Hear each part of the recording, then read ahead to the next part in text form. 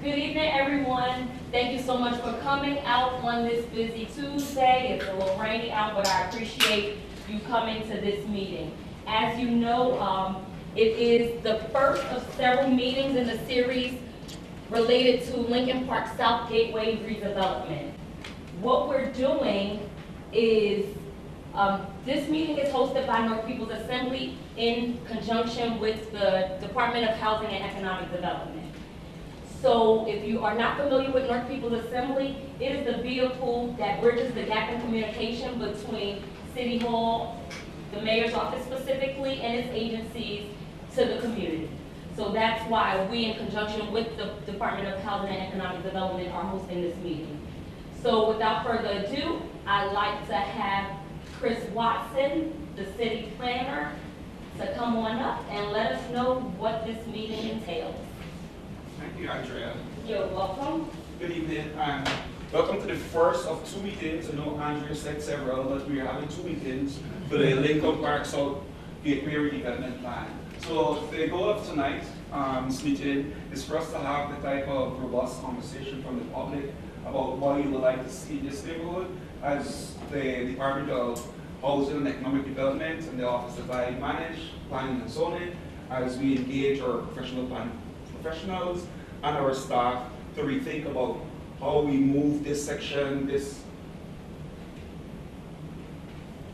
Can't hear you. oh, sorry, how we move this neighborhood forward in terms of providing type of economic opportunities, transportation opportunities, and those type of robust public spaces that relates people and people's lives. So I'll go through a quick presentation so you can get an idea of what this redevelopment plan is about. So in 2005, by Act of City Council, the entire Newark was designated an area in need of rehabilitation.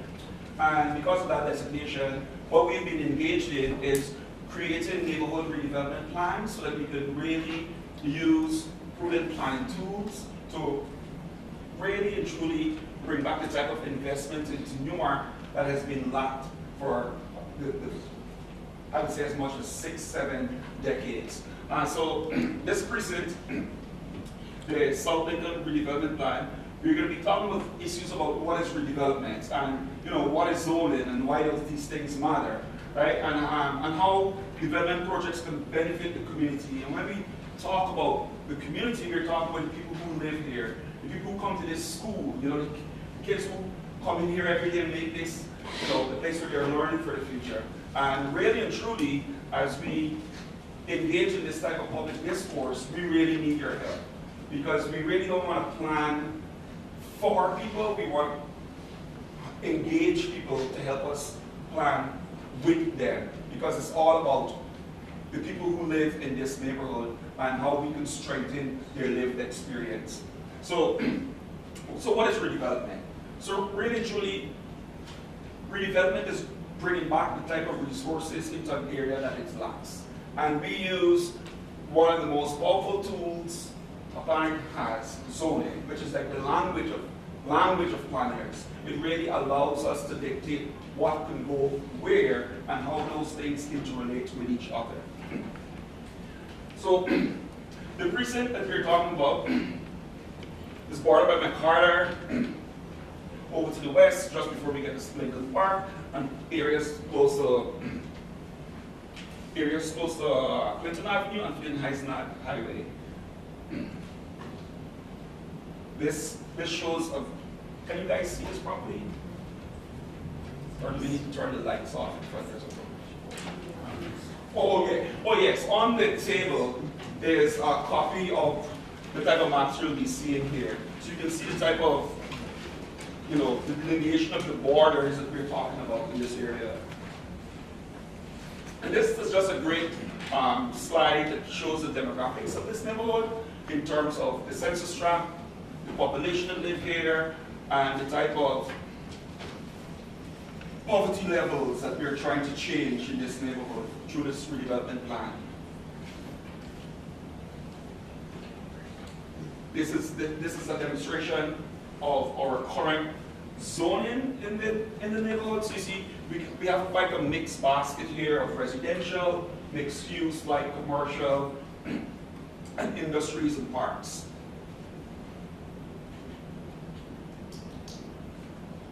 This gives us a snapshot of the existing land uses in this neighborhood. And I would strongly encourage people here tonight who are not familiar with this neighborhood, and I'm pretty sure a lot of you are, to come in today and walk it. I think it's one of the nice precincts in the downtown area of Newark. When you walk it during the day and really get a feel for the texture of this neighborhood, it's quite lovely. So one of the things that we really want you to be engaged in tonight is, go into this discussion by asking these questions about what do you think are the strengths of this neighborhood, and what do you think are some of the weaknesses? Because really and truly, what this engagement is about how we strengthen these weaknesses as experienced by you. And we think really and truly because many of you in the room here tonight are the ones that experience this neighborhood on a daily basis. You're the experts in the room to really help us navigate the type of solutions we're seeking in our redevelopment of this precinct. Then again, we talk about some of the threats and some of the opportunities. I was telling a colleague early on tonight with my Brooklyn sensibilities, one of the strengths and opportunities I see here is that I wish 10 years ago I bought one of these brownstones in Brooklyn. So, and as we ask ourselves, where do we go from here? And where we go from here is listening to you tonight about some of the suggestions you'll be bringing, and coming back to you at the end of the month, hopefully, with a revised idea as to what we think would be best based on the discussions we have here today. So we're hoping that in a few weeks, we will come back to everyone in this room and present in a very substantive way a document that demonstrates what we have heard and what we think are some of those good planning tools we can use to help facilitate the end result from this discussion. This is just contact information. We all have our business cards at the back, just in case you need to get in contact with any one of us. Feel free to engage our office before our next community meeting so that we can definitely refine some of the things that we hear here tonight also.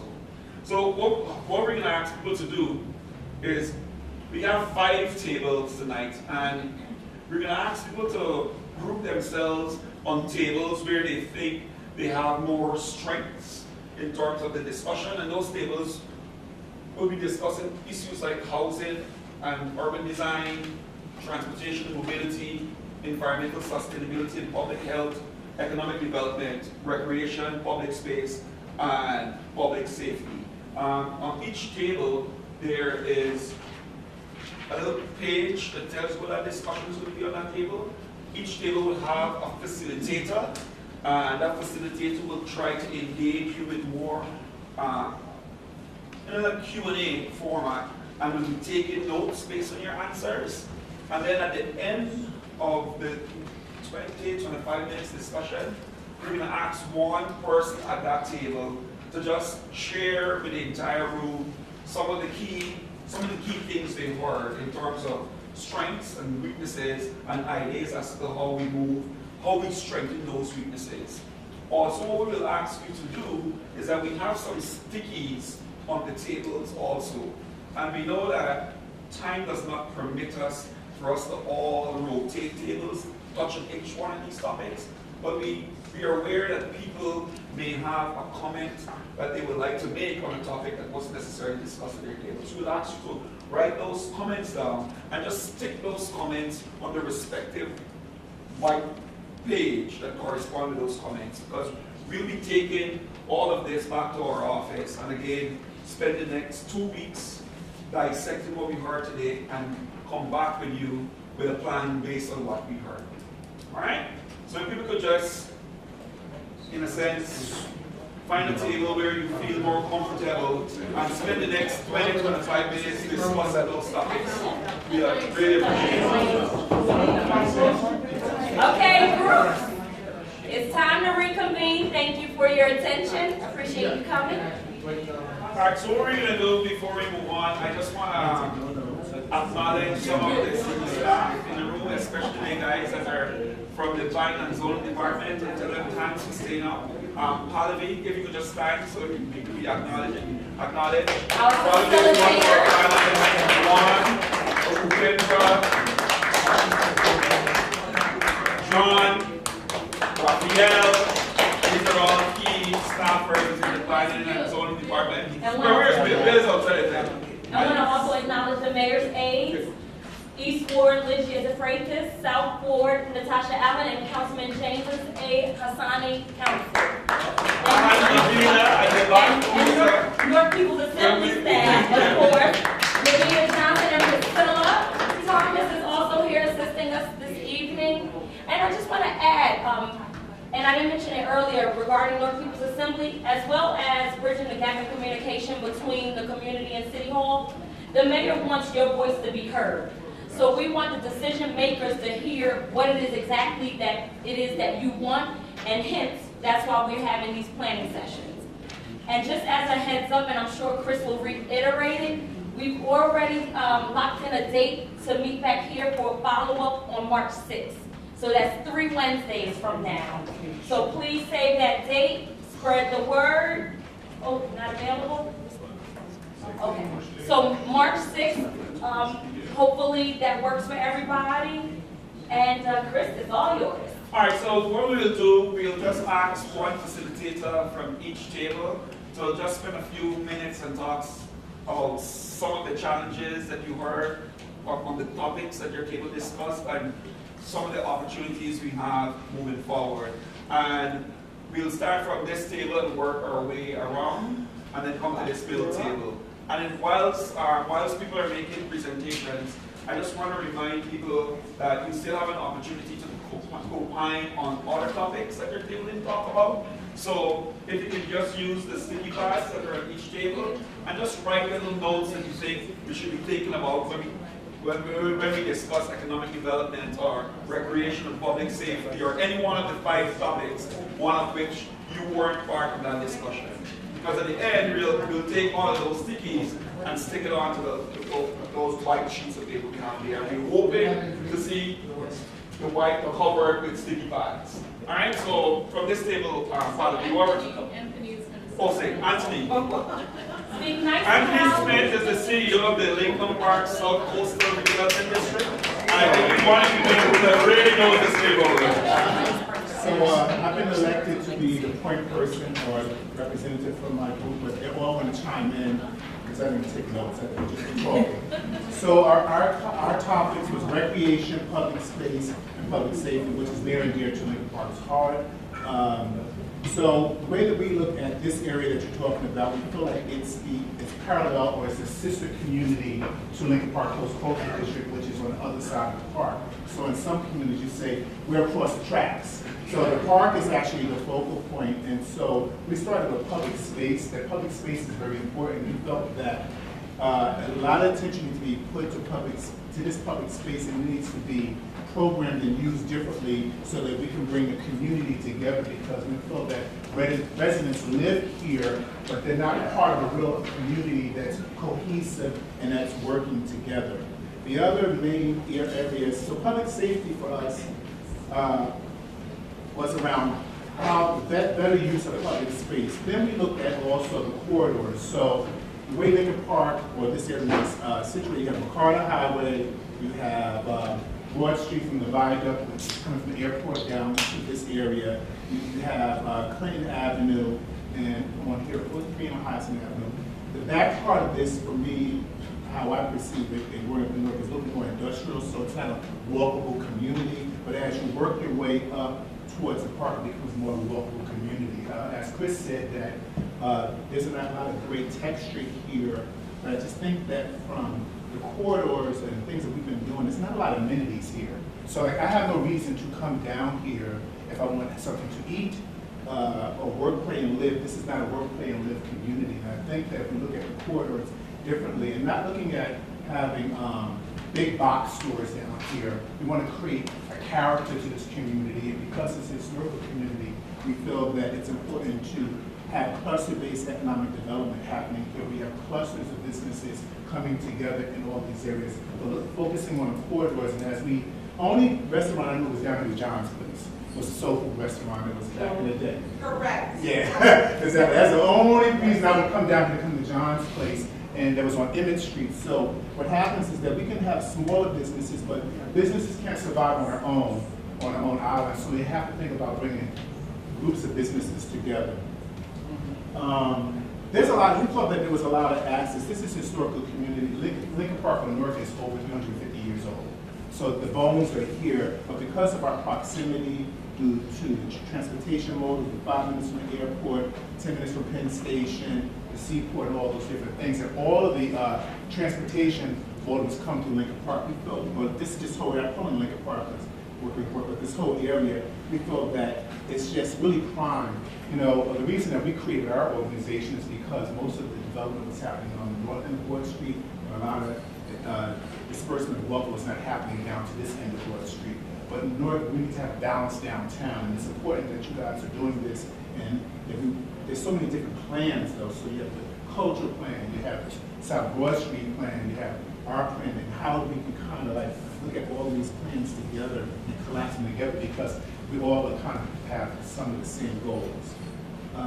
What else? We talked about Broad Street. Oh yeah, transportation. I mean, a walkable community. This community is not walkable, especially on Broad Street. It feels like a highway. Like you can't, like we have seniors here, you can't cross the street. You know, we need to look at a traffic study for some traffic calming measures for this community, because parking is an issue, and because if you have businesses here, from 4 to 6 you can't park, so how are people going to come down here to even purchase some of the commodities down here? So there's a lot of things that could be really worked on in the streetscape. It's, you know, when I go into other, I travel a lot, when I go into other communities and it says welcome, I don't feel like I'm welcome coming to Newark, coming up the viaduct down South West Street. It looks horrible. There's nothing about it like, oh, back in Newark. You know what I'm saying? Like you go to other communities, it's vibrant, there's signs and everything. I think that with a little just light touch, whether it's the streetscape, it's the lighting, it's banners or something, it could change the trajectory of how people view us as we're taking the short-term and long-term steps to do something to the city. So, any adding? So, thanks, Anthony, for that feedback. And I think just listening to Anthony as he's talking about recreation and public space and public safety, I like how you brought in other aspects of the conversation. And I know for sure, if any of you had the opportunity to read their Baraka's Newark Forward agenda that was launched back in November of last year, you will see that equity is one of the strong points of this administration, and how we bring equity back to the people of Newark. And I think one of the ways, and we can all agree with this, where we can really bring back equities through public space. It's one of those realms in society where it's the greatest equalizer, the type of public spaces that we all will have access to. So thank you for your comments, and you know, we're definitely taking notes, and you'll see that reflected when we return on March 6th, will be that? March 6th. So if we could have the representative from this table introduce yourself and just talk about what this table discussed. Okay, this is we discussed economic development, we discussed pros and cons. We discussed a lot about what we have, what we don't want, right? So she said it was very proper. She wants an aviation school, right? This is a flight training aviation school she thinks good. A flight training aviation school near the airport support sector. Jennifer would like to see an extension of the zoning requirements of the downtown living plan to require mixed-use retail at the base, residential above, right? On the Broad Street corner, right? Retail at the base, residential above. There's definitely a desire to retain light, clean light industry, right? And there's a proposal basically for clusters. One cluster is the restaurant supply chain cluster. Right? So basically believe that the proximity to Ironbound is an ideal location, some industrial sites to agglomerate, right? Restaurant business supply, plateware, cooking utensils, et cetera, et cetera, et cetera, which I think is a great idea, because that's job creation, right? There is a request to have a moratorium on low retail uses, moratorium on Dunkin' Donuts and 7-Elevens. You said more about or One less moratorium, right? Because Okay. you asked, the thing was, why don't businesses create the opportunity where businesses can create small businesses? And I said, well, what happens if we get the continued proliferation of 7-Elevens and Dunkin' Donuts? Because you can't tell people to put their business in, we regulate via zoning. So the recommendation was a moratorium. You don't want 7-Elevens, Dunkin' Donuts in an area because you don't want to. Oh, yeah, and there is on the western part of the boundary, there is a go-go bar, and so no gentleman's entertainment club, right? Even though I was for that, I lost, right? Entertainment for the hard-working men and women. Where's the go-go bar? Right? It's outside the zone. It's outside the zone, they felt it deleterious to have them there. But it's outside the zone.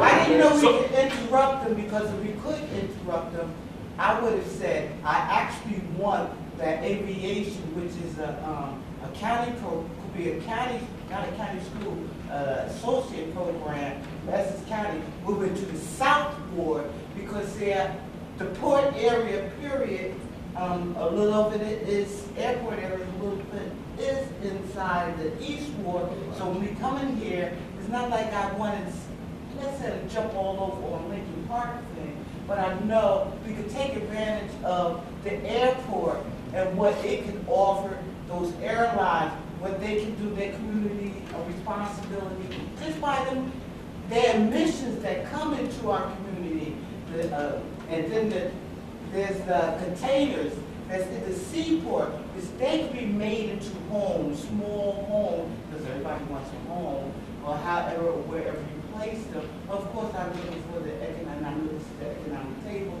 but I was really here for that, push that education piece. Yeah, definitely what you're saying is something that is being echoed, not only by people in this particular neighborhood, but as we move more south into the South Ward, we're definitely hearing more voices talk about the need to have training facilities that cater to the type of port industry, the airport industry, and there's a. But I'm talking about being able to take that FCC pilot license. I'm not just talking about the low-level jobs, and I'm not trying to knock it because everything is not for everybody. Yeah. But I'm saying, let's have some of these pilots come out of our city. I mean, that live from here, is from here, are from here. Yeah, but we definitely in the city have a live work initiative, and it's trying to touch on all of those industries. But I wonder if on this table, if you guys could talk a bit about what was the clean light industry and what does that look like? Well, basically, we didn't go into details about it, but basically, one of the concerns was noxious and environmentally have something going for that, and because of the existing industrial problems in the East Ward, to contain light industry or clean light industry. We didn't go into detail. What wasn't mentioned, which, and going back to what Anthony said, coming off the viaduct in South Dakota, I think the fabric of the community is ideal for a hotel, for an airport hotel cluster, nightclub cluster like the Soho, right, with industrial fabric. Again, utilizing the existing fabric and materials to build that out, so when you come into New York, you get to see that aesthetic, right? Just even if we use something that even using, the state doesn't allow us to use to turn containers to housing because of code regulations, but even to use that type of fabric or the heck of that fabric in building like a Soho type upscale airport support. People say, well, why would people stay out there? People stay at the airport on the highway. There's nothing to do. It was mentioned downtown here. So coming off that viaduct, that airport, when you get there, is ideally situated for a hotel cluster, hotel entertainment cluster. I just want to add, the development of the entrepreneur kind of ecosystem, right, where the mayor is always trying to support local, businesses. So that, my concept was extending what you guys have on Broad Street, and living downtown, where you have, property to the corner, to the property line, the setback, having commercial retail, supporting local businesses, local people having their businesses, and then residential upstairs. One of the things we discussed that was mentioned was, where do people in this area get food? where do they go food shopping, local services for the neighborhood, right, you're creating residential. I made a complaint only about the clusters of surface parking lots, illegal, like the trucks, the parking, it looks like from the overlay from the maps, it looks like they're junkyards in some instances, right? So I think the consistency with zoning, and the reason why the strip road was mentioned was only because economic development is gonna be stagnant depending on how we clean up irregular, uses, right, the illegal uses and zoning regulations, so. It wasn't the strip club, it was the prostitutes that hang outside. It's a combination of all of those quality of life issues that impact people who, there's a public parking deck right up on near Fillinghausen that is airport shuttle parking. And I know I worked on that project and I can tell you that people come from 21 and on either direction are 78 and 22 and that's what they see. So that's really, it's really perception of what they see when they come into the city of Warren. So cleaning up those empty surface, underutilized lots, even the regular dumping, those sites that have kind of tires, parked cars, those type of junkyard facilities, that's a problem that's going to impact some of the economic development. Yeah, and I really think, just listening to what you're saying, I know given the scale of this neighborhood, it gave us also an opportunity to use some of that type of tactical urbanism that can give us quick wins in changing those type of perceptions that you're talking about. Can someone today, back table, Raphael, we have a representation. I think you guys were talking about environmental sustainability and public health. Yes. Yes. Thank you. My name is Natalia, and a few of the things that we spoke about was in the area of public health is that there is definitely, anyone who's lived in this neighborhood, a lot of latent drug use and prostitution, which I know has overlapped with public health and public safety. As a result of that, there are hypodermic needles on the grounds, used condoms, and as someone who works after school, our kids have to walk by that when they come to school each day. So we had talked about that as one of the needs, but we also talked about addressing the root causes of those, right? So obviously, not obviously, but oftentimes there are issues for the individuals engaging in those activities that they may be suffering from issues of their own. Sometimes it may be mental health. So rather than trying to focus strategies to displace them, using things like the Hope One Man to come in, where those individuals can get immediate assistance if they are seeking it. They may not want to travel to, say, University Hospital or elsewhere to get those services, but if it's coming into the community, they can. Another thing that we talked about was the open space that does exist. Isn't always the best in terms of really being able to utilize it from a public health standpoint to engage in physical activity. So looking at the existing public space that, park space that exists to be able to do that. We also had just addressed trying to the air quality issue because it is a gateway to a lot of car traffic that comes in and the emissions from cars and trucks and airplanes and noise pollution as well. And then the other thing, which kind of doesn't necessarily address the topic, but we thought that we may need more than 2 meetings just to try to get more of the community here to have a voice in the process, and maybe a Saturday session. And that is all. All right, so in terms of like the public spaces that you mentioned, go ahead, Raphael, sorry. Just in addition, just to emphasize, by show of hand, you will see that less than 50% of the people that are here are residents in this neighborhood. The area in question is a fairly substantial area. It will be unbelievably advisable that A, more than 2 meetings are held. B, that real stakeholders, probably in the southern end of the target area, are invited and or the meeting is brought to them so that they have an opportunity to claim ownership of the process as well so that they can become part of it, part of the solution because they have a lot of problems over there. Yeah, so just on that point, just know that the reason why we're here tonight is because we want to have as robust of a public conversation as we possibly can That's why we're utilizing, you know, the New York People Assembly, we're utilizing institutions to spread the word, to let us know that we're not planning in a vacuum. We don't want a helicopter plan, we don't want a Google plan. We want a neighborhood plan, street plan, come to your neighborhood schools, come to your neighborhood libraries. So, you know, we will take that into consideration about how we reach out to different dynamics. I know one of the things we will be doing is walking the streets and engaging on people one-on-one, let them know what we have envisioned for this neighborhood and the need for us to hear their voices. So that's something that we're really taking credence to and we're really paying keen attention to, because we want to move away from giving somebody something that doesn't represent their need. Because if it doesn't represent their need, they won't take care of it, they won't take ownership of it. So we want, with this neighborhood plan, to be really a plan from the neighbors.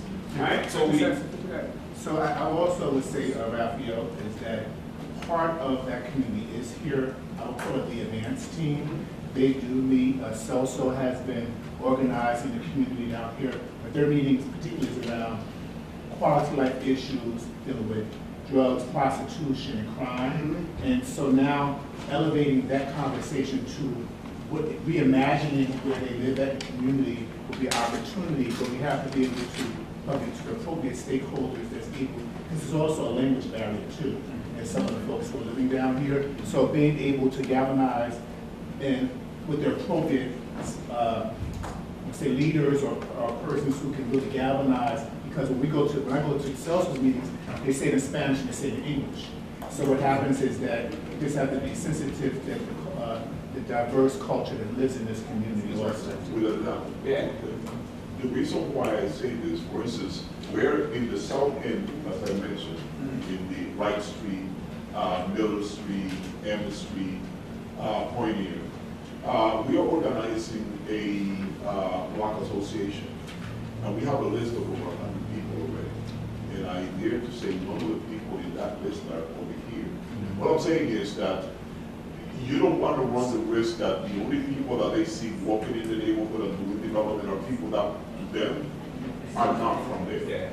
But then they don't have a stake in what happens, and therefore, since they're not invested in it, it doesn't matter to them what happens to that. And so, and these are people that are very active in what they want. They would look at this as a continuation of the process that they've already started about 3.5 years ago. So this is not a surprise, is what I'm saying. What you don't want to know is people thinking that things like this are happening behind their backs. But we're definitely. However, I have properties there and I have never been known to get any information about any kind of organization or meeting occurring between Miller Street, Vanderpool, and Pioneer on Pennsylvania Avenue. Yeah, but Raphael, you know, we really take what you're saying to heart, and just know that this is not being done at all. No.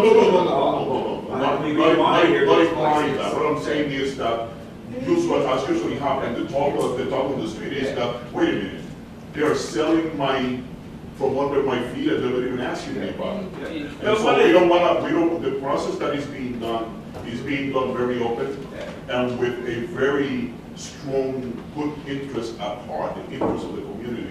And so they would see this as a continuation of what they are doing. And just know, right, for those institutions, those block associations, those churches, and all different facets of the neighborhood that do have like their neighborhood plans, this is taking into consideration those neighborhood plans. We're reading those plans because we may not get those people at the meeting, but we have a substantive document that they will produce, and we're hearing them to reading those plans. So again, it's not being done at all, not taking their suggestions into consideration. We just sometimes struggle, you know, to get people out. Tonight was an example of one of those struggles. Is it's raining and it's cold outside. We didn't expect rain tonight. You know, I think if it was raining, we would have seen at least 20 more people in the room today.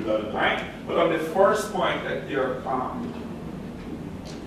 young lady was making in terms of green infrastructure and changing the air quality here. So if you look at the map, you see that there are 3 green spaces, but just know apart from this neighborhood, redevelopment plan. Our planning department is engaged in a Newark neighborhood atlas studio being run for us by NGIT. And one of the things that studio is going to produce for us is to help us really identify additional green parcels, not only in this neighborhood, but throughout the entire city, so that we can really earmark the land we need so we can fulfill one of this administration policies, which is a national policy of allowing every Newarker to live no more than 10 minutes walk from a park. So that neighborhood atlas would give us a sense of where those places are. So I can assure you that in this neighborhood, what you will see is an increase in green infrastructure, an increase in those neighborhood places where we can really allow for people to linger, for people to get to know each other, and really relate communities. Right? So it's something that we're doing in totality, but we take your comments, we welcome your comments and we take them seriously. Can we have someone from this table introduce themselves and talk about what their discussions were about? Hi, I'm John Barry, and we were talking about transportation and mobility at my table here. The bulk of our conversation was focused along the Broad Street corridor as the gateway to the city, bringing people in, and we heard about some of that public perception issue of what it looks like when you come down off the viaduct onto Broad Street. And then, especially early in the morning, later in the afternoon, the congestion that takes over the street, where you have people who even aren't trying to get out of their cars and want to take the bus downtown in the morning, can't get there at a reasonable amount of time because the congestion is so bad.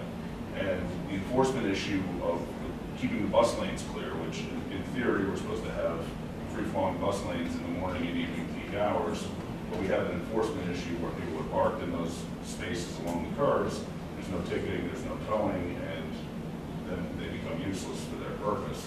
So there's a lot of discussion about enforcement along Broad Street of those issues of double parking, trying to get some additional attractions along the streetscape, like you heard about from some of the other groups, the economic development, the public health and safety issues, but also having a place where people want to be out walking, want to be out biking, have the opportunity for there to be usable bike racks associated with businesses so that everybody doesn't have to come in with their car and park and double park and worry about where the lot is.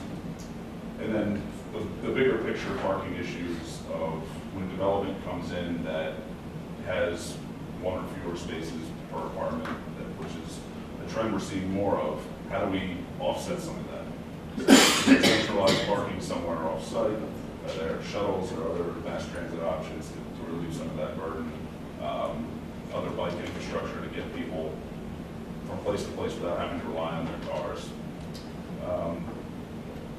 We talked about some of the more localized neighborhood parking crunches. So there's a few churches in a tight cluster around Emmett Street and Pennsylvania Avenue, and there's some serious crunches with traffic and parking on Sunday mornings. So some of those things are hard to relieve when you have a lot of churches having their peak time all at once, but it's definitely a consideration for how space is planned. Concerns about the condition of, which is kind of along the east side of our area here, the rail line, the rail overpass. Concerns about the crossings underneath that into the Ironbound neighborhood, conditions of those crossings, physical conditions, the perception of how that space looks, whether you have trash, you have flooding, you have rocks crumbling off the old stone walls.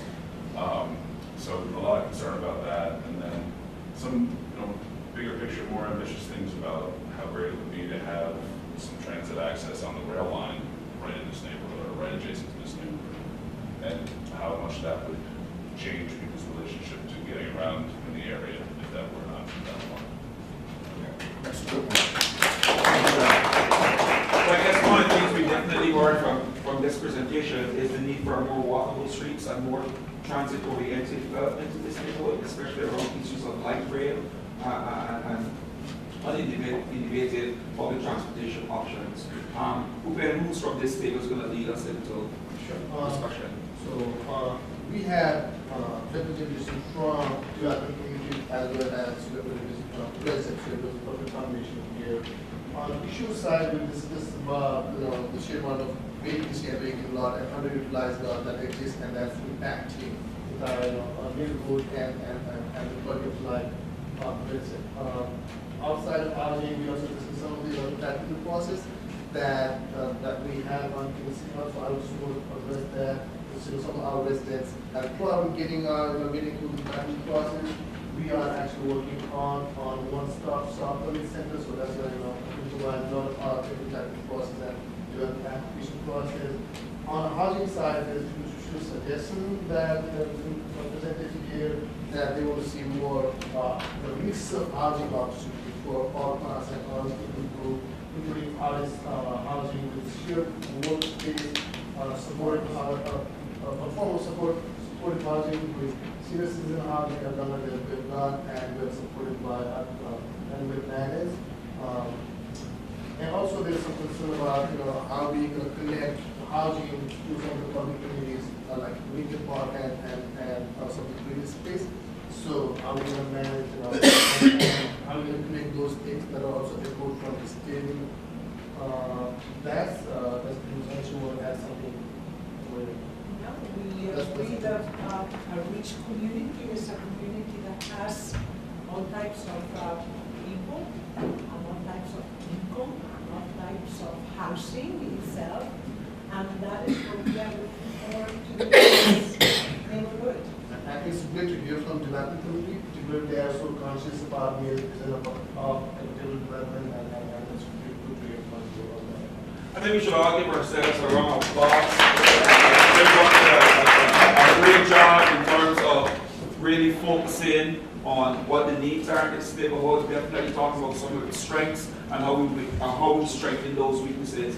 What I'll ask you before we wrap up is that if anyone had any substantive thoughts around other issues that your table did specifically discuss, if you can just write those out on the little sticky pads you have and just stick it on the various white pieces of paper you have there, or just before you leave, write it in on that piece of paper. No. This table didn't get any. So let's give them some. There. And on behalf of Economic and Housing Development and the Planning and Zoning Department and the administration as a whole, I want to thank people for taking the time, for spending 2 hours with us and helping us forward the mayor's agenda and make Newark rise again as the city deserves to. All right, so thank you so much for coming out, and we hope to see you again on the 6th.